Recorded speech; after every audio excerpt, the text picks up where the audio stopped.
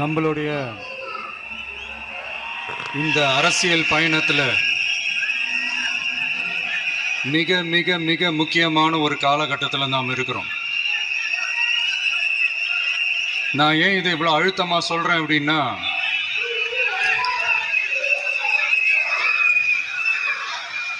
ஏதோ அழுத்தம் இருக்குமோன்னு நினைக்கிறீங்களோ?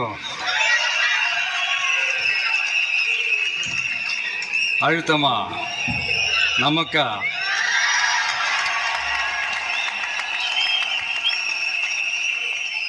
இந்த அழுத்தத்துக்கெல்லாம் அடங்கி போற ஆளா இந்த ஆளு? இந்த மூஞ்சா பார்த்தா அப்படியா தெரியுது உங்களுக்கு?